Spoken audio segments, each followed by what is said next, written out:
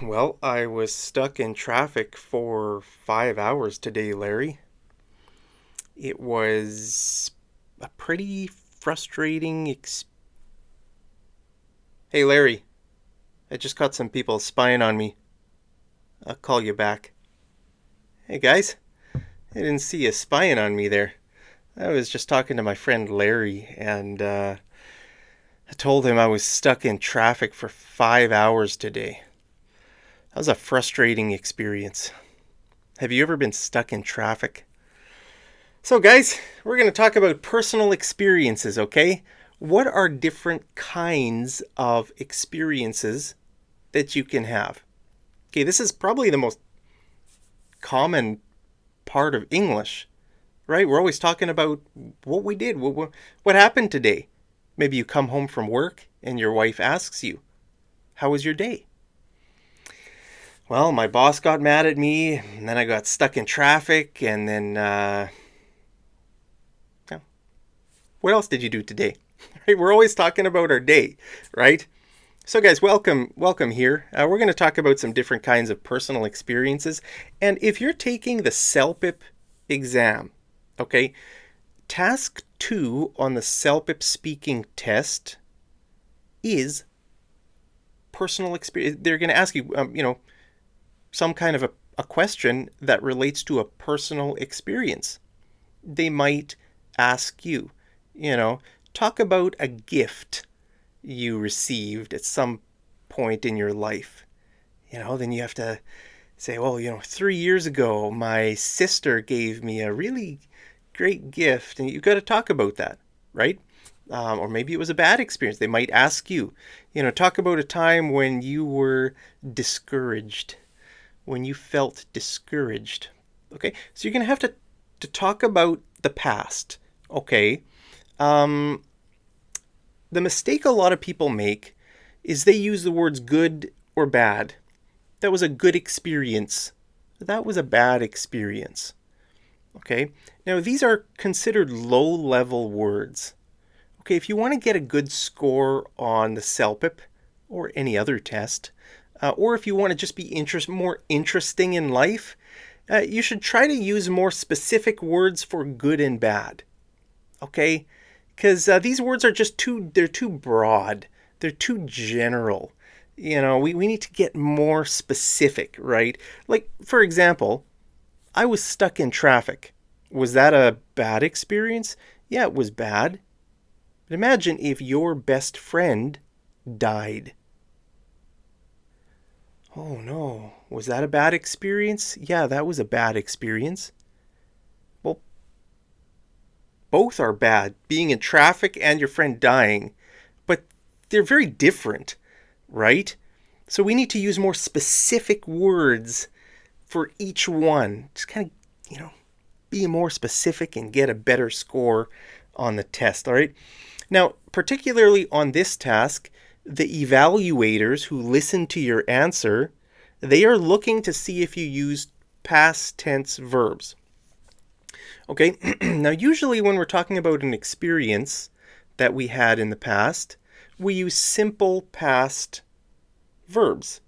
I went to the restaurant, I ate some food, I ordered a milkshake, I caught a fish, or I caught a cold, I bought some flowers for my wife, I studied for the exam, I passed the CELPIP test. Maybe you could say that. Okay, so past tense, we usually use verbs we always use verbs like this when we're talking about the past. And the CELPIP people are particularly looking for your ability to use past tense verbs.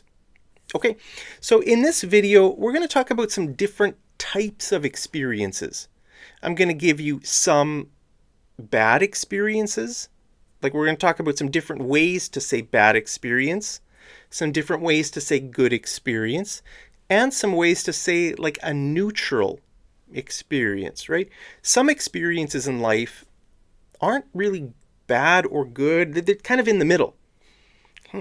So how do you describe those? I mean, which word should you use to describe those? like I told my friend Larry, right? I said I had a frustrating experience today. Okay, that's one kind of experience. Well, let's talk about frustrating experiences. What are some examples? Okay, let's say being stuck in traffic. Okay, maybe your food arrived late. Let's say you have 1 hour lunch break, and so you go to a restaurant and you order some food, but the food it only arrives 40 minutes later, and now your lunch break is almost over. You got to eat really quick, and you can't even finish your food, and you got to run back to work. That's frustrating, right? Is it a bad experience? Yeah, it's bad. But what kind of bad? It's frustrating. That's what frustrating means, right? Okay? Or maybe you're trying to bake a pie, right? And, oh no, you're missing an ingredient. I need some eggs. I forgot I don't have any eggs. I need to run to the store. You go to the store to get some eggs, and the store is closed. How are you going to finish your pie? How are you going to finish baking? You can't buy eggs because the store's closed. You're frustrated, right? Or maybe you missed your flight. That would be a frustrating experience. Maybe you have to sit in the airport for 10 hours and wait for some other flight. Right? Okay, now what's another kind of bad experience? A terrifying experience. What does terrifying mean? That means when you're very afraid. You're scared. That was terrifying. Okay, let's look at some examples. Maybe you get robbed. Okay, getting robbed would be a terrifying experience. Let's say you're walking down the road and suddenly some people come up to you and say, "Give me your money. Or else." Give me your money or else. Or else means that's a threat. Or, like, if you don't give them your money, they're going to do something to you. Now, if they just say or else, they're not telling you what the consequence is going to be. They're leaving it open for you to think about what it could be, right? If they say, "Give me your money or else," well, it's up to you whether you want to try to run away or to fight them or to try to call the police or maybe you just want to give them your money. Maybe you believe that their threat is very serious and you're going to face some really bad consequences if you don't give them your money. That would be terrifying, right? That would be terrifying. Or maybe you're in an earthquake. That would be a terrifying experience. I've been in this experience, guys. It's terrifying. It's really, really terrifying. I think it was like 7.4 on the Richter scale. The ground was like rolling like this. It's terrifying. The trees swaying, the power lines. It was a terrifying experience. Okay. Or what about if you're on a plane and there's really bad turbulence?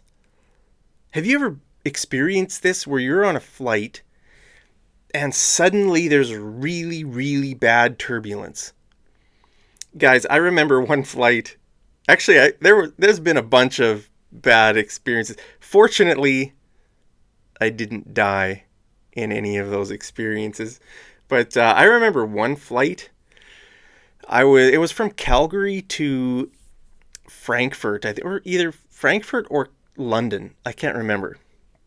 We were over the North Atlantic, right? When you go from Calgary to Europe, you fly kind of over Greenland, kind of Iceland, and you come down somewhere in the middle of the flight. It was in the middle of the night. It was a red-eye flight. Red-eye means overnight. Okay, you're not going to really sleep. Your eyes are going to be red after the flight. So it was a red-eye flight, and there was just severe turbulence. I thought we were going to die. I was like, I'm done. I'm dead. I'm done.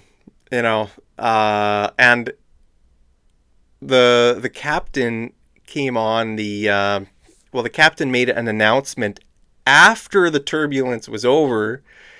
The turbulence lasted, I think, for about an hour. Really, really bad turbulence for like an hour. And then the pilot came on afterward and said, sorry about that, guys. It was worse turbulence than expected. You know how, I can't remember exactly what he said, but he said it was worse. He apologized. He said it was really bad turbulence. And it was, because I thought we were going to die. Wouldn't it be nice if the pilots just,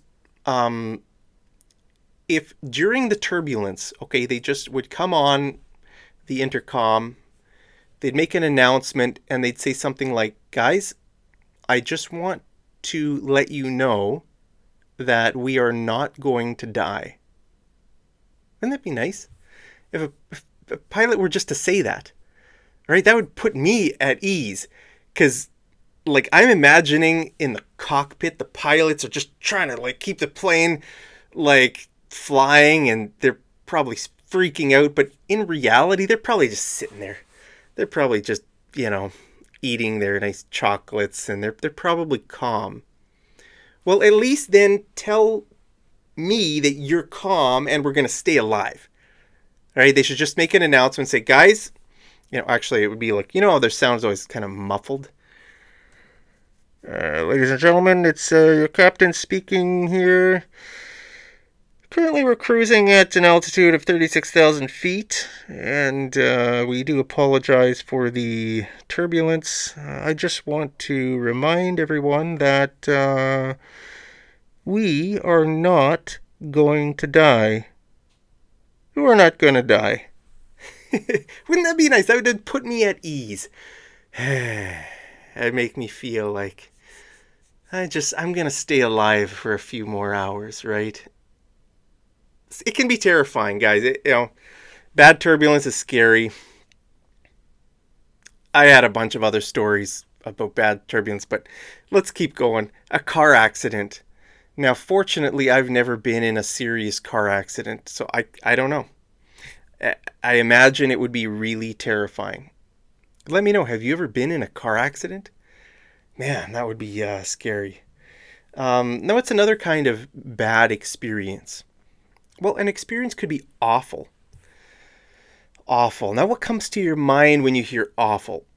Well, the first things that came to my mind were like, let's say you're throwing up. You ate something that didn't sit in your stomach, and now you're throwing up all night, maybe. It's just, that was just an awful experience. That was awful. Okay, or maybe let's say you go to a new country, and someone invites you to their house, and they're trying to be very polite, and they serve you bugs.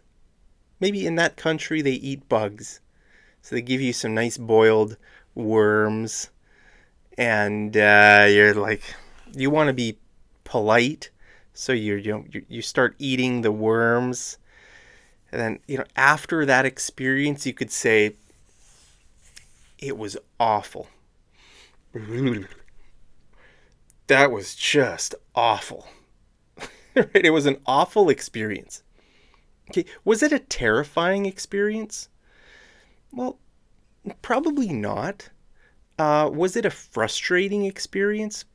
No, it probably wasn't frustrating. It was just awful. Okay. Or getting sunburned. Guys, there was one time when I was in Cancun, Mexico. This was about 15 years ago. And the back of my legs got fried. Fried means sunburned like really badly. Okay, I think I was doing some reading. I was lying on the beach, and I was lying on my stomach, right? And The sun was more intense than I thought it was.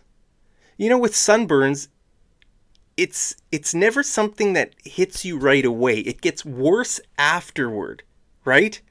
Like it's only after like a few hours after that you really realize the extent to which you got sunburned, right? So a few hours like after that evening, I was like, oh boy, I roasted my legs. The back of my legs got roasted, and all night I was just in pain.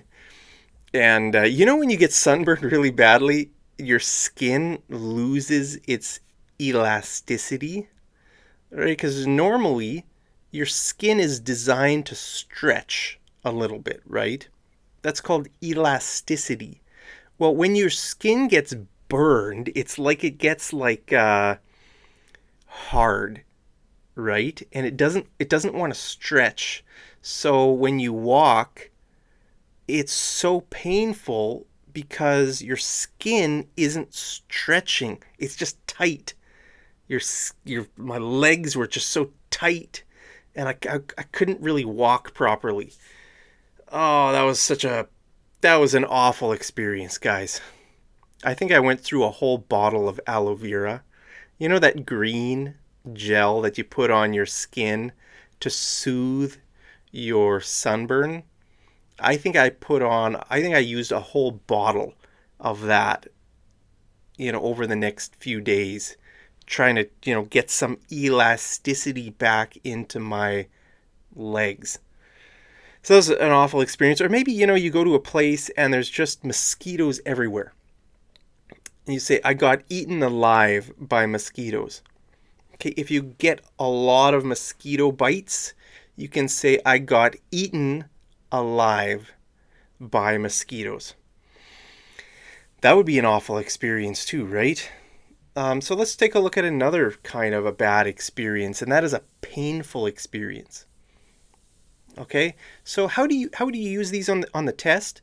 Well, if the let's say the question asks like, talk about a time when you lost something that was precious to you. Maybe you could talk about losing a loved one, right? And that would be a painful experience, right? So you could start your answer by saying, last year I had a really painful experience. My best friend died. Okay? So that's painful, all right? Maybe a divorce or a breakup. Maybe you failed an exam. Maybe there was the death of a loved one. Maybe you went bankrupt. Bankruptcy means you lose your money. You have no more money, but you still have debts to pay. And so the bank is calling you and all these companies are calling you, hey, give us our money. And you say, sorry, I don't have any money, guys. I'm bankrupt. So it's, that would be a painful experience going through bankruptcy, right? So, painful. Why do we use this word? Because it's the most appropriate. Okay, again, are these bad experiences? Yes, they are bad. But to be more specific, they're painful experiences. Okay? Let's look at another experience that relates to the heart. And that is a heartwarming experience. A heartwarming experience, okay? So what does that mean? Well, think about your heart and think about the word warm. Kind of this nice, a warm feeling, okay? Let's say you get a puppy, all right? Someone gives you a puppy as a gift. Oh, look at this cute little puppy. Aren't you a nice little puppy? This is it warms your heart. It's a heartwarming experience. Okay, or let's say someone buys you a coffee. You're at a coffee shop and maybe a stranger buys you a coffee. Oh, wow. Thank you so much. it's just it's a heartwarming experience, right? Actually, a lot of my subscribers, they have bought me coffees. They've sent me money with my links. that was a that was a subliminal message, guys. I'm sorry. Subliminal. Below my videos, I have some links. Buy me a coffee link. So sometimes my subscribers buy me coffee through those links. And it warms my heart. It warms my heart. So thank you guys to everybody who's bought me a coffee. I really appreciate it. Or let's say this is your first Christmas with your girlfriend. Wow. You feel like you're in love, and you can you just it's a heartwarming experience. I hope you guys find love this Christmas. That'd be great. Hope I find love this Christmas. That would be great too. Getting an apology. Okay, this could be a heartwarming experience. Maybe, you know, maybe there's been some tension in your marriage, and one day your husband comes to you and apologizes. So I'm so sorry, for something, and you feel like it's kind of like a nice heartwarming experience. Okay? I don't know, those are just some things that I thought of. Let's talk about another kind of, now we're talking about good experiences, right? Heartwarming, that's good. Right? The other ones we talked about at the beginning, painful, awful, frustrating, those are bad experiences. Now we're talking about good experiences, okay? If something is fulfilling, what does that mean? I had a really fulfilling experience. Let's look at some examples. Maybe completing your bucket list. Yeah, that just gave you a sense of fulfillment. Okay, what's a bucket list? A bucket list is the list that people make of things that they want to do before they die. Okay, that's called a bucket list. Now, why is it called a bucket list? The word bucket, I mean, that's what you use to carry water around, right? If you want to carry water from your house to, I don't know, somewhere else, you need to carry the water in a bucket, right? Now, why is it called that? Well, because in English we have an idiom, which is to kick the bucket, which means to die. Okay, so if you kick the bucket, that means you die. So if we say, if you say, my best friend kicked the bucket, that means your best friend died. It's a casual. It's a very informal. It would be disrespectful to use this idiom at a funeral. Say, he kicked the bucket. My Aunt Margie kicked the bucket. Don't say that. Say, she passed away. That's the most respectful way to say it. She passed away. Okay? So that's so you complete the list of things you want to do before you kick the bucket. That's why it's called a bucket list. So, I mean, very often people, maybe what's on your bucket list? Some people might have, I want to travel to Europe. I want to go scuba diving. I want to start a business. I want to whatever. What's on your bucket list? I don't really have a bucket list, guys. Volunteering can be a very fulfilling thing. Right? It kind of makes your heart full. It's like, it's a bit different. It's different than heartwarming, right? Heartwarming is like a feeling of aw, isn't that sweet? Fulfilling means more like it makes you feel like, you did something good with your life. It kind of makes you feel satisfied. It makes you feel like a good person. Okay, so volunteering is a good example. Let's say giving away your things. Maybe you donate your clothing, all your old clothes. Maybe you donate them to charity. That'd be fulfilling, right? Or maybe you are an organ donor. An organ means something in your body, like your heart, your liver, your kidneys. Okay, those are organs. And if you are an organ donor, that means you donate one of your organs. Okay, when you get your driver's license here in Canada, one question they will ask you on the form, they'll ask you, do you want to be an organ donor? Okay, if you're driving and you get into an accident and you die, do you want your organs to be able to go to someone who needs them or not? It's your choice. Okay, so I think it's usually the answer is no by default.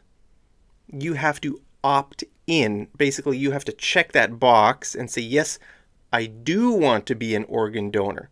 If you don't check that box, it means you're not going to be an organ donor. So it's up to you. What do you want? Okay, so those are some things that are fulfilling. Now, here's another word that's almost the same thing as fulfilling, and that's rewarding. I would say that they're basically the same. Rewarding and fulfilling. It just means you feel a sense of satisfaction. Okay, so maybe like graduating from college, that was a really rewarding experience. You know, I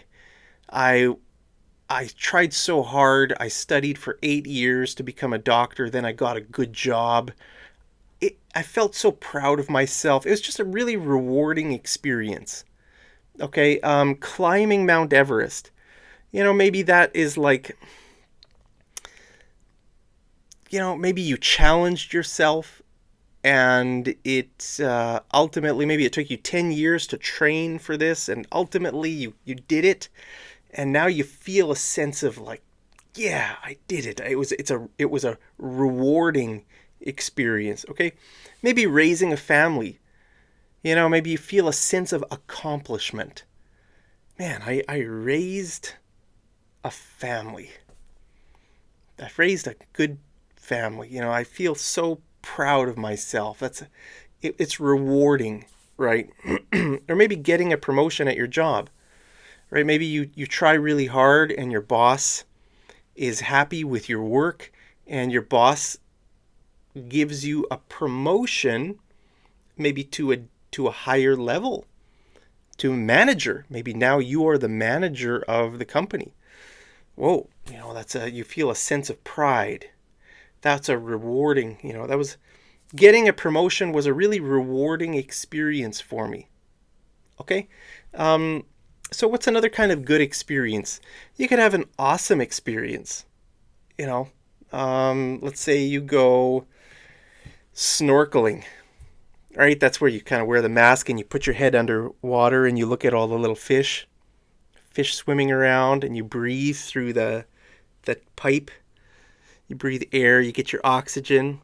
You're only about this far under the water, so that's called snorkeling. If you want to go deep under the water, that's called scuba diving. All right. So maybe you go camel riding in Morocco or in India somewhere. Okay, camel riding. That would be an awesome experience, maybe. Or you win the lottery. Boy, I won $50 million. That was an awesome experience. I'm going to quit my work. I'm going to stop teaching English. I'm going to enjoy my $50 million. Wouldn't that be nice, guys, if I won the lottery? But it's impossible because I've never bought a lottery ticket in my life. I've never done it. Have you ever bought a lottery ticket in your life? I don't even know how to play the lottery. I don't know how to do it, guys. Or maybe you meet the president of your country and maybe it's an awesome experience. You get a picture taken with you and the president and wow, that was an awesome experience. You're meeting the president. Okay, so those are some different kinds of good experiences. Now let's talk about some neutral experience. words for kind of a neutral experience. One is a memorable experience. Okay, if something is memorable, that means you remember it. You'll remember it forever. It might be memorable because it was really good. It might be memorable because it was really bad, but it might not be either good or bad. It might just be kind of, wow, that was an experience I'll never forget in my life. Let's say maybe you spend 3 months living with a family in Togo. Okay, Togo is a country in Africa, right? So maybe it was just so, wow, it was just memorable. Maybe it wasn't maybe it wasn't even that good. Maybe it wasn't that bad. It was just like, it was a memorable experience, right? Or let's say you got lost in Manila. You were trying to go back to your hotel, and then you took a wrong turn and you ended up in a weird part of Manila way over there, right? So you know, you could start your answer on the CELPIP exam by saying, last month I had a really memorable experience in Manila. I was trying to get back to my hotel. I thought I knew the right way, but I took a wrong turn and I ended up way out in the middle of nowhere, some weird neighborhood, and but that was a very memorable experience, right? Or maybe swimming with sharks. Some people do weird things like this. They go swimming with like sharks. Maybe it wasn't a good experience, but maybe it wasn't too bad. It was just like memorable. You're just gonna remember it forever. Or eating a scorpion. Remember about how many years back? That was maybe like 7 or 8 years ago. I was in Thailand and I made a video of me eating a scorpion. Was it a good experience? No, it wasn't. It wasn't a good experience. Was it a bad experience? Not really. Was it frustrating? No, it wasn't frustrating. Was it painful? No, it wasn't painful. So we have to get the right word here. What kind of experience was it? It was a memorable experience, right? That's the only way you can describe it. It was a memorable experience. Okay. So, try to think about experiences in your own life and try to use the right word to describe that kind of experience. Okay, just as mental practice before you take the CELPIP exam, because task 2 is going to ask you about an experience, a personal experience that you had in the past. All right, did we go through all of those? Okay, so the next one is, you could say it's a learning experience. Boy, that was remember, use past tense verbs. Okay. Boy, that was a real learning experience for me. A learning experience. What are some examples of something that could be a learning experience? It just means an experience that taught you a lesson. Okay. It might have been good. It might have been bad. It was probably bad, or it was probably something that it made you learn. Anyway, so let's look at some examples that I thought of. Let's say you travel to Peru and you realize your bank card, it doesn't work in Peru.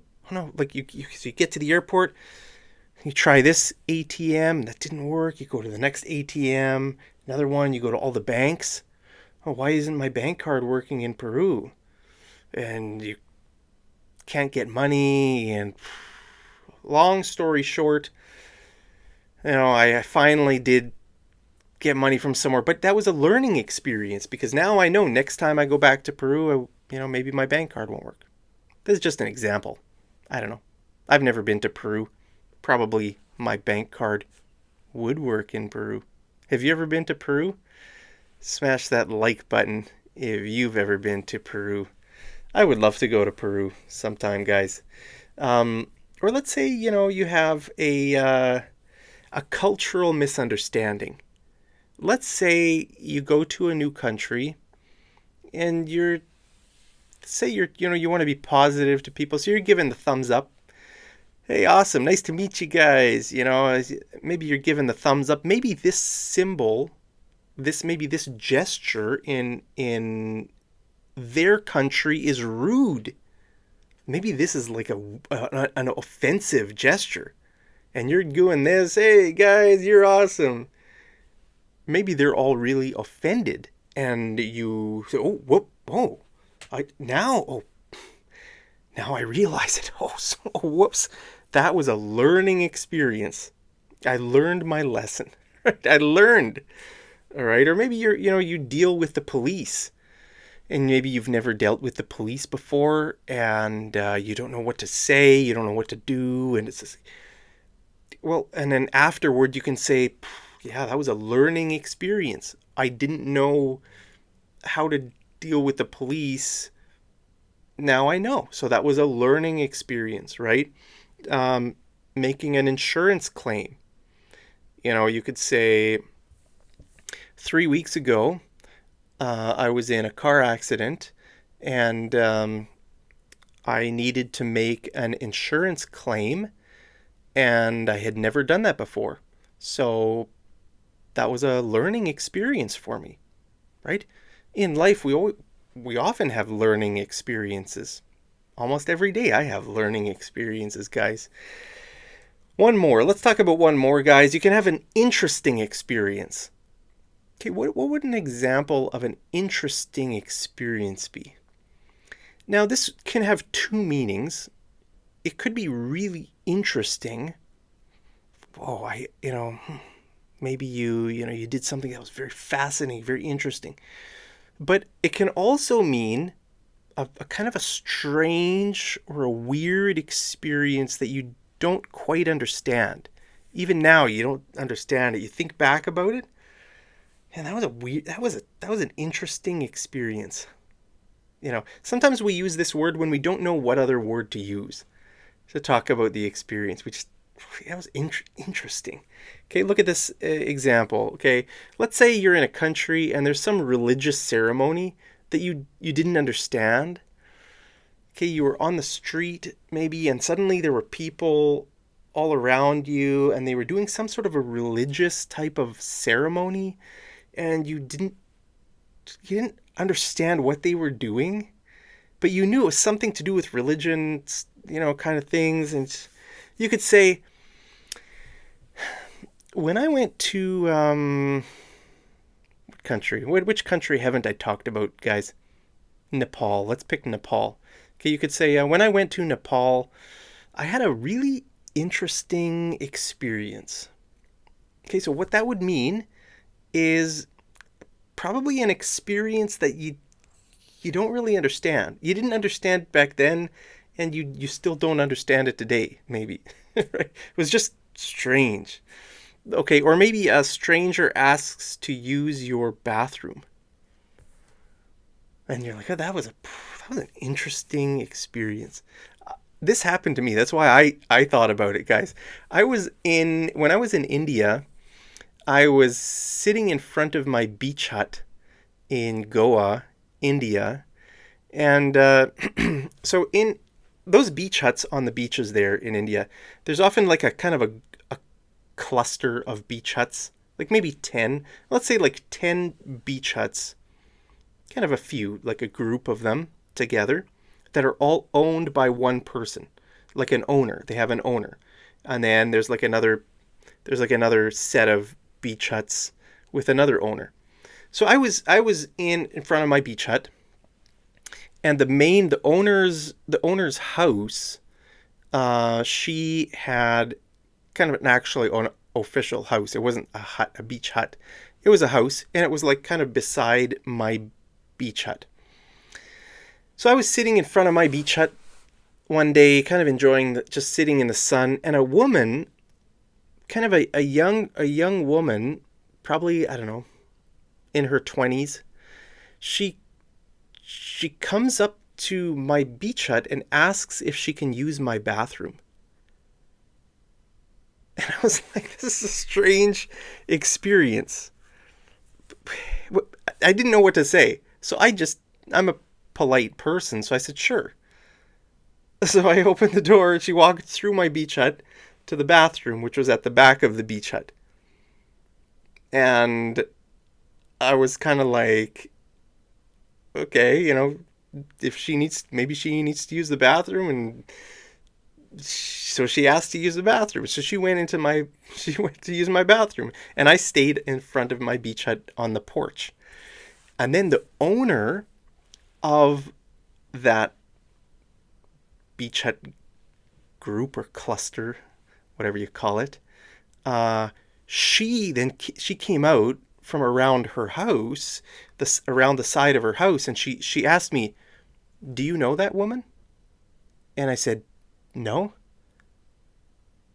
She said, "That's a very bad woman."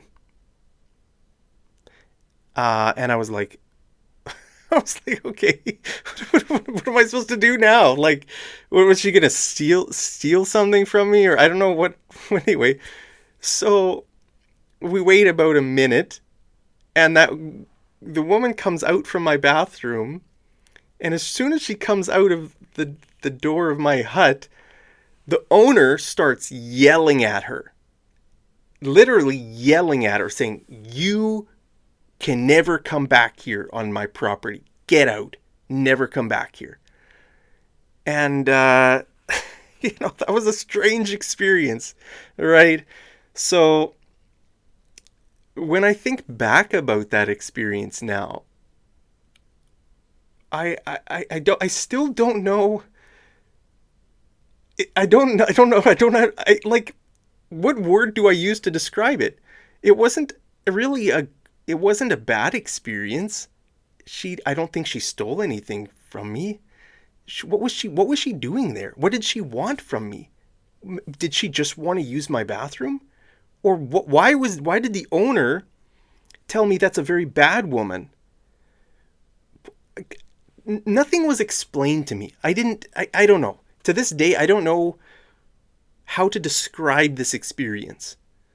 So the best word I can think of to describe this is it was just an interesting experience. Okay? So how I would answer this question on the test would be, when I was in India a few years ago, I had a really interesting experience. And then I would start talking about what I told you, right? So, I don't know, there's all different kinds of experiences that you can have, right? So it's good to just choose the right word. It's good to describe your experience with the right word. Okay? So try not to use good experience or bad experience. Try to use specific words. I've given you a bunch of good words, a bunch of bad ones, and some neutral ones. Okay? So let's do some homework, guys. Tell me about an experience you had. Any experience you can choose. Guys, you choose and let me know down in the comments, and try to start your answer by telling me what kind of experience it was. Now, you don't need to start your answer like that. You could use this at the very end. You could say, "Anyway, that was a really interesting experience." And that's how you could close your answer. Or you could open and close your answer with it. You can start by saying, a few years ago, I had a really interesting experience, and blah, blah, blah, blah, blah, blah, blah. Anyway, that was a really interesting experience. Okay, so you could open and close, or just open or just close.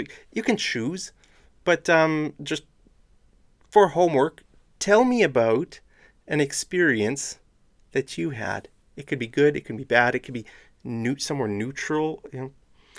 You choose, guys. But anyway, that's just my tip. Just a tip for today. Okay. So as always, I love you so much. Hope you're doing great, guys. Let me know how you're doing down in the comments. Hope you're staying safe, healthy, and happy wherever you are.